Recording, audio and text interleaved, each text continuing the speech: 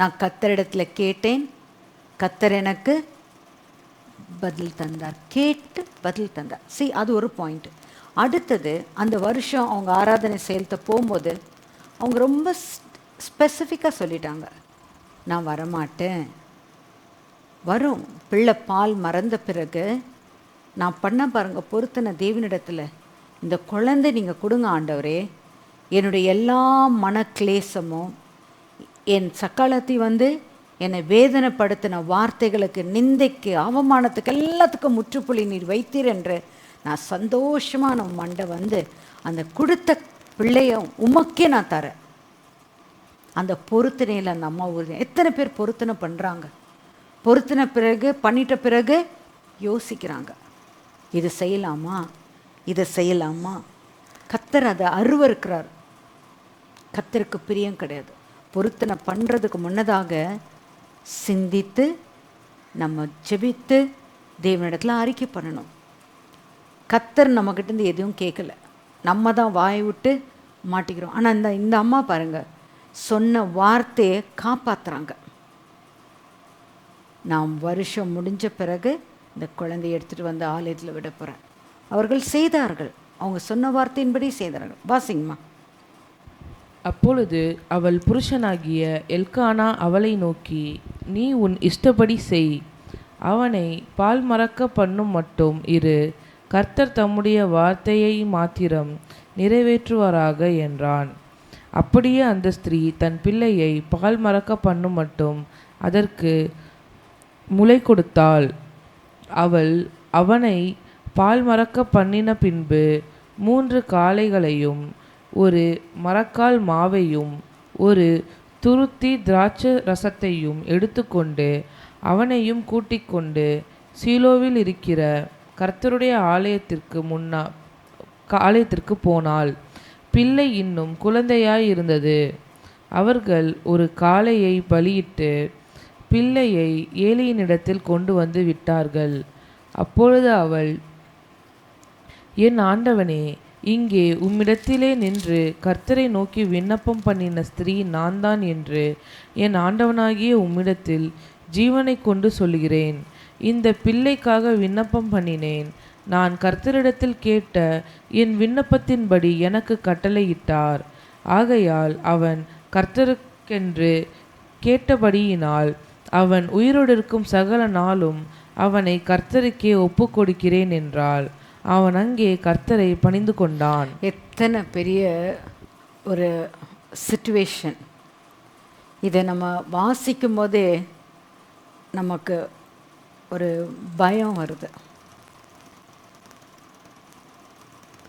அது வரைக்கும் குழந்தையே இல்லாத அன்னாள் அந்த கொடுத்த குழந்தைய கர்த்தருடைய சன்னிதானத்தில் கொண்டு வந்து தேவாலயத்தில் நிறுத்தி தேவனுக்கு முன்பாக பலியும் காணிக்கைகளையும் ஒப்பு கொடுத்து, கர்த்தாவே, இந்த இடத்துல தானே நான் மண்டை ஜெபித்தேன், என் விண்ணப்பத்தை கேட்டீங்களே ஆண்டவரே, என் கண்ணீரை லாற்றி கண்டீரே ஆண்டவரே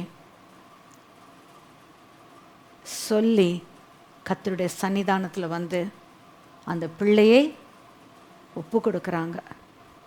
ஒப்பு கொடுத்து தேவனை ஆராதிக்கிறாங்க. இது நம்ம வாழ்க்கையில் நம்ம யோசிக்கலாம். எத்தனை நாட்கள் நம்ம தேவாலயத்தில் போய் அவருடைய பரிசுத்த சன்னிதானத்தில் நின்று கர்த்தரிடத்தில் நம்ம இருதயத்தை ஊற்றுகிறோம். கூடுமான வரைக்கும் மனுஷர் ஷேர் பண்ண வேண்டிய அவசியமே இல்லை. கர்த்தருடைய ஆலயத்துக்கு வாங்க. தாவீது ராஜா தான் சொல்ற, கர்த்தருடைய ஆலயத்துக்கு வாங்க, எல்லாரும் வாங்க, அவர் ஆராதிக்க வேண்டிய ஸ்தலத்துக்கு வாங்க. ஆவியோடு உண்மையோடு நம்ம ஆராதிக்கலாம். ஏன்னா அந்த ஆராதனை ஸ்தலத்தில் நின்று ஆராதிக்கிற ஒரு பாக்கியம் இருக்கு பாருங்க, அது ஒரு பெரிய சமாதானத்தை கொடுக்கிறது. இதுவரைக்கும் அப்படி செய்யாதவர்கள் தயவுசெய்து செய்யுங்க. கர்த்தருடைய ஆலயத்தில் வந்து நில்லுங்க. உங்கள் மனதில் இருக்கிற குமரெல்லாம் தேவனிடத்தில் ஒப்பு கொடுங்க. மனுஷர்கள் கேட்பாங்க, ஆனால் அவங்களால ஒன்றும் செய்ய முடியாது. அனைத்தையும் கண்ட்ரோல் பண்ணிட்டு இருக்கிறது யாரு? கர்த்தர். டைரக்டாக அவர் இடத்துல போய் கேட்கலாமே. அன்னாள் கேட்டது போல தன் இருதயத்தை ஊற்றினாள். அந்த ஊற்றும்போது கர்த்தருடைய கண்களிலே அவர்கள் தயவு பெற்றார்கள். அதுக்கு தான் ஹேனா, ஃபேவர், கிரேஸ். ஹேனாவுடைய meaning favour is nothing but கிருபை. கர்த்தருடைய கண்களில் கிருபை கிடைத்தது. வாசிங்கம்மா. அப்பொழுது அன்னாள் ஜெபிக்கிறாங்க பாருங்க.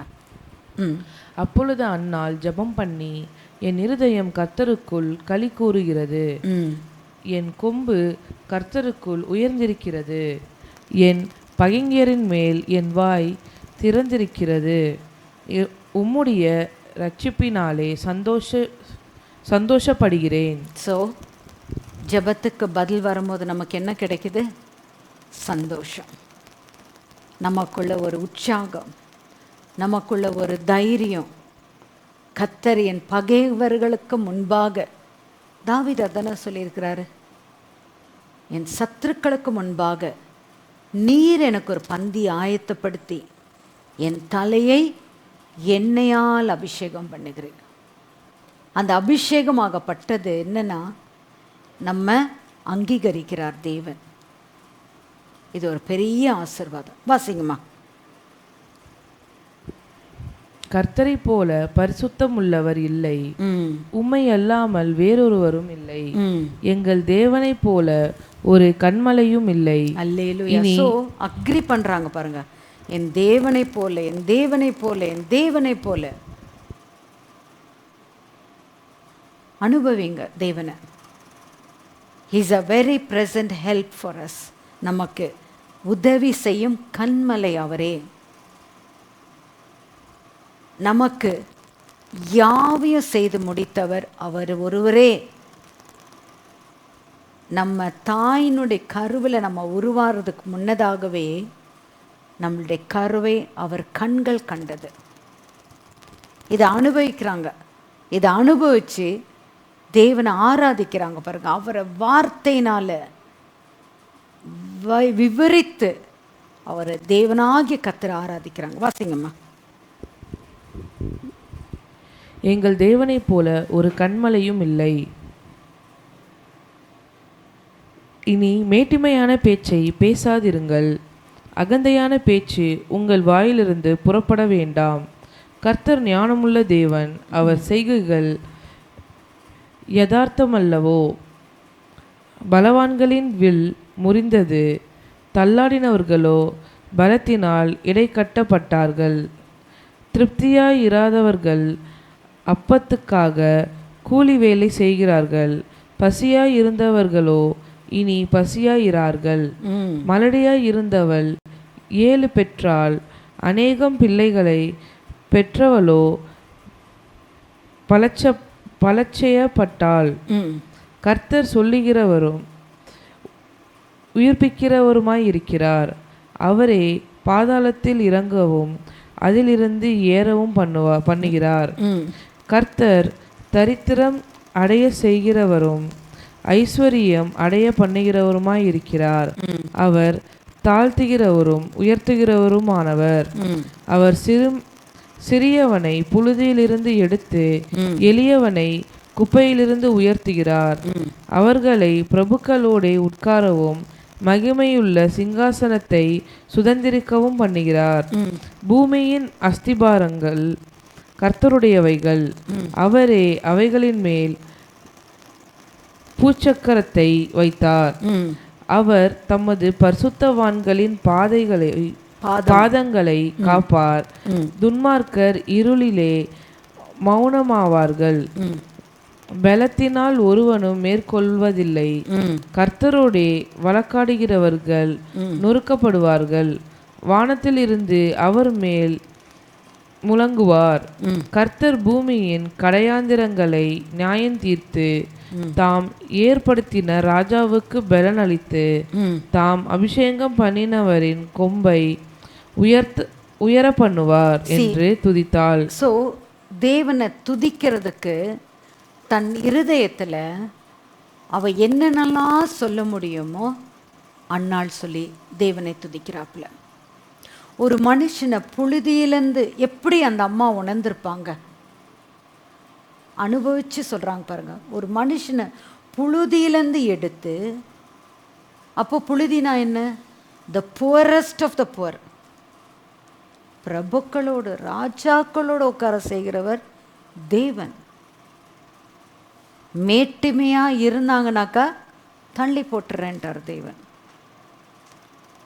தாழ்மை, தேவன் நோக்கி பார்க்குறார். தாழ்மையாக இருக்கியா? உன் இருதயம் என்னை நோக்கி கூப்பிடுதா?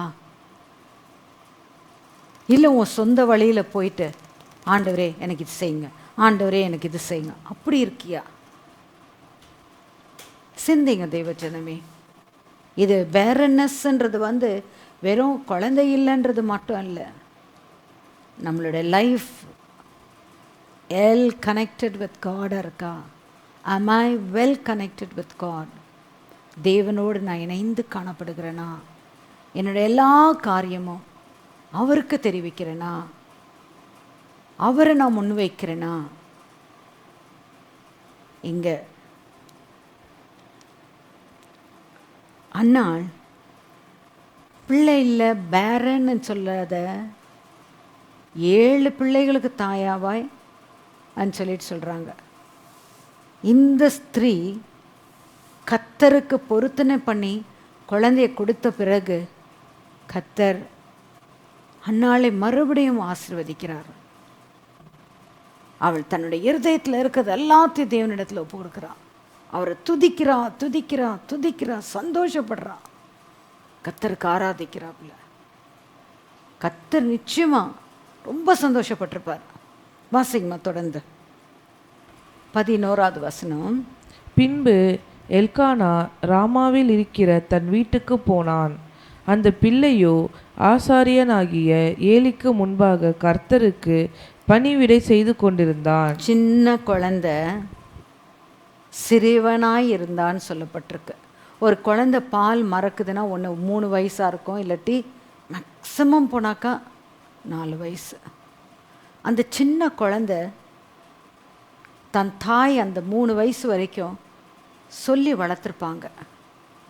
அப்பா நான் கிடையாது உனக்கு அம்மா, நான் உனக்கு அப்பா கிடையாது, உனக்கு எல்லாமே தேவன்தான், அவருக்குள்ள நீர் ஏதோ சொல்லியிருப்பாங்கன்னு நினைக்கிறேன். ஏன்னா அந்த குழந்தைய எடுத்துகிட்டு வந்து தேவாலயத்தை விட்டுட்டு போயிடுறாங்க பெற்றோர்கள். அந்த பிள்ளை எங்கேயோ முரட்டுத்தனம் பண்ணி நான் வீட்டுக்கு திரும்பி ஓட போகிறேன்னு சொல்லலை.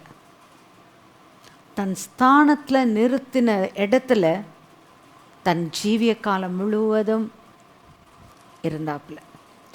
அந்த காரணத்தினால்தான் கர்த்தர் சாமுவேலை ஆசீர்வதித்தார், தன்னுடைய அபிஷேகத்தை ஊற்றினார்.